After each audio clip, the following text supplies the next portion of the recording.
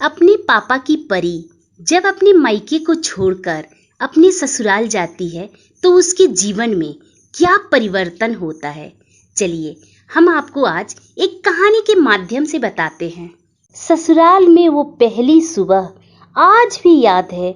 कितना हड़बड़ा के उठी थी ये सोचते हुए कि देर हो गई है और सब न जाने क्या सोचेंगे। एक रात ही तो नए घर में काटी है और इतना बदलाव, जैसे आकाश में उड़ती चिड़िया को किसी ने सोने के मोती की लालच देकर पिंजरे में बंद कर दिया हो। शुरू के कुछ दिन तो यूं ही गुजर गए। हम घूमने बाहर चले गए। जब वापस आए तो सासू माँ की आंखों में खुशी तो थी, लेकिन बस अपने बेटे के लिए ही देखी। मैंने सोचा शायद नया नया रिश्ता है, एक दूसरे को समझने में देर लगेगी, लेकिन समय ने जल्दी ही एहसास करा दिया कि मैं यहाँ बहू हूँ, जैसा चाहूँ वैसा नहीं रह सकती। कुछ कायदा मर्यादा है जिनका मुझे पालन करना होगा। धीरे धीरे बात करना, धीरे से हंसना, सबको खाने की बात खाना, ये सब आदतें जैसे अपने आप ही आ गई। घर में माँ से कभी कभी बात होती थी। धीरे धीरे पीहर की याद सताने लगी और धीरे से जाके सास ससुर से पूछा तो उन्होंने कहा अभी नहीं, कुछ दिन बाद। मायके का वो अल्हड़पन, वो बेवजह हंसना, वो झूठे मुंह रसोई में कुछ भी छू लेना, जब मन चाहे तब उठना, सोना, नहाना, सब बस यादें ही रह जाती हैं। अब मुझे समझ आने लगा था कि क्यों विदाई के समय सब मुझे गले लगाकर रो रहे थे।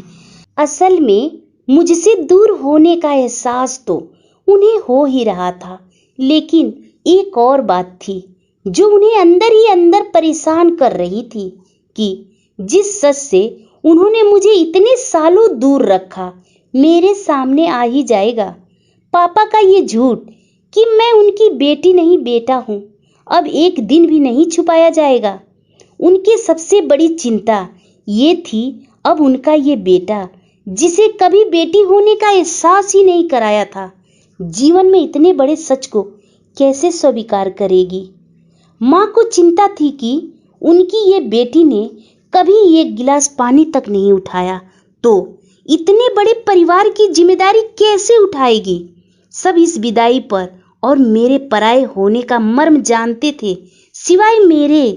इसलिए सब रो रहे थे, जैसे मैं डोली में नहीं अर्थी में जा रही हूँ। आज मुझे समझ आया कि उनका रोना गलत नहीं था, गलत तो सिर्फ मैं थी, क्योंकि मैं झूठा सपना देखा करती थी। मैं ससुराल की सच्चाई तो जान ही नहीं पाई थी कि ससुराल क्या होती है। मैं हमेशा एक झूठा सपना देखती थी कि मेरी शादी एक राजकुमार से होती है, वह घोड़े पे सवार होकर आता है और मुझे मेरे ससुराल लेकर जाता है, और मेरे ससुराल में सब लोग मुझे बहुत प्यार करते हैं, मुझे कोई दुख का एहसास होने ही नहीं देते, मेरी खुशियों का सब ख्याल रखते हैं। लेकिन मैं बहुत गलत थी। ससुराल ऐसा नहीं होता। ससुराल में बहू की इतनी इज्जत नहीं होती। बहू का मेन कर्तव्य ही है ससुराल के सभी लोगों का इज्जत करना।